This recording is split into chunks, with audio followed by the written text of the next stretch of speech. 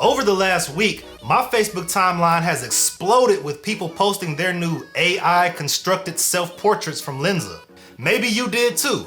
Maybe you downloaded the app, paid the $2.99 fee, bought some features, and turned yourself into 100 different versions of you. But what you probably didn't do, in fact what 99.9% of people never do, is read the freaking terms and conditions. And that leads me to one question. Who owns your face?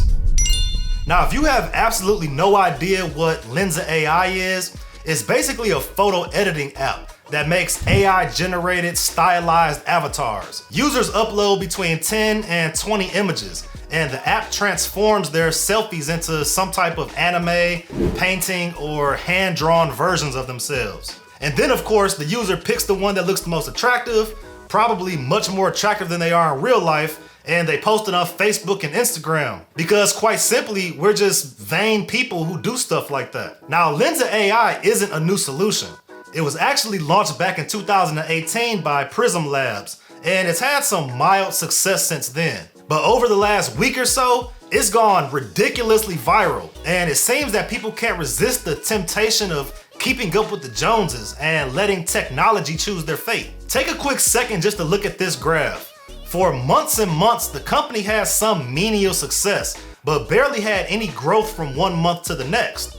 And then December hits, and the solution goes viral, and bam, they earn more than $500,000 in a single day. Ultimately, social media is a super powerful tool, and when we see everyone posting those shiny new photos on their profiles, well, we want to be part of the fun. Dropping down $7.99 on some avatars doesn't seem like much when we're able to raise our social status for 3 minutes and get all those likes and comments from people saying how great our pictures look. And really, it probably says something about us as a culture when we're looking for people to tell us how great our artificially created avatars look when they never even like our real pictures. But for some reason, we find validation in these images, like, wow, if I was that fit, or if my skin was actually that smooth, then I would look pretty badass. Anyway, that's not the point of the video. The point is, in our quest to be validated, in our quest to be part of the trend, and in our quest to see what we'd look like if we were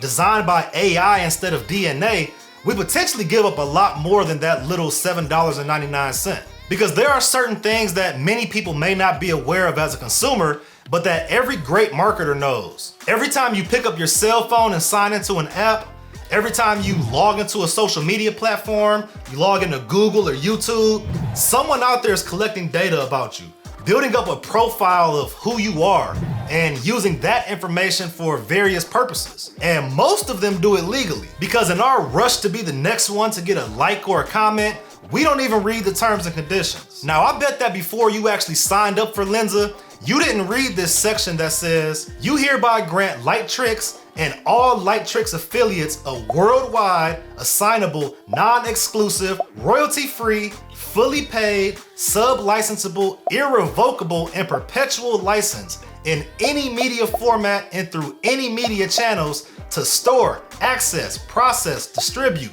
host, translate, reproduce, edit, adapt, modify, republish, promote, publicly perform, publicly display, create derivative works of, and otherwise use your account content, including you or any third-party name, voice, image, likeness, and or other identifying information as contained in your account content. In other words, if you downloaded Lensa, at least one company owns your face. Maybe hundreds of companies own your face at this point. They own your purchase history, your conversations, maybe even some of your deepest, darkest secrets. And depending on which company owns it, they might be trading your customer profile around like Pokemon cards. Because your soul is valuable, and they know it. And once you sign it away to that invisible devil on your phone or on your computer, well, you never quite get it back. Now, just to be clear, Prism Labs actually says that they won't sell your data to third-party providers. But this isn't just a simple transaction where you pay a few dollars and then they provide you with the service and then everything is over. Actually, every time you run your image through the app, Prism uses your face to further inform its AI system. If you're a minority, for instance, you're teaching AI how to identify the features of your race or your culture.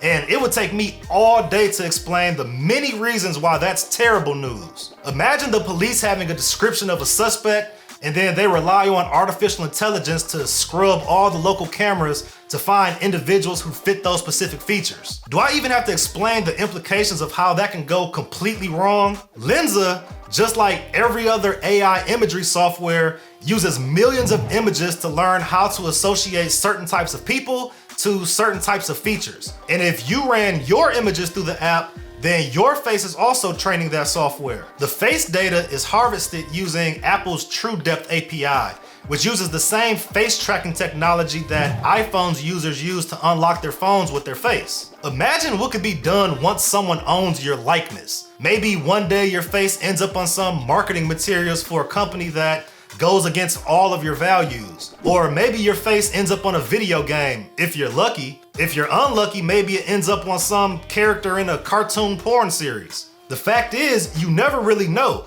but you signed up despite the terms and conditions, so really you agreed to it. Granted, you can actually choose not to use Lensa, and therefore not to give them access to your images and your likeness. But the truth is, some companies don't even need your permission to steal your face. Take Clearview AI, for example. They've scraped billions of photos from the internet to create a huge database of faces. Some of its largest clients include law enforcement agencies that can upload a single image of a person and use the facial recognition technology to instantly find other photos featuring the same face. Some people find their images being sold on stock photo websites. And even when they try to complain or try to bring legal action, they really have no power to do anything about it. If your face is anywhere online, you're probably already in someone's database. Someone is already using your face for something, like research, design, identification, something. I'm all for innovation, but not every solution is what it seems. They say if it's free, then you're the product. But now we've gotten to a point where we're the product and we actually pay money to be the product. Despite the potential for an eventual iRobot type takeover, this week Lensa proved itself to be a profitable solution. But not every startup was so lucky. For every startup success, there are 100 failures, like Candace Owens' anti-woke banking app, which proved to be an absolute and utter failure. And if you haven't heard that story, you won't want to miss it. And you can check it out right here. I hope you enjoyed this video. If so, drop a like and subscribe so you don't miss any of our upcoming content. I'll see you in the next one. Until then, take care and keep doing amazing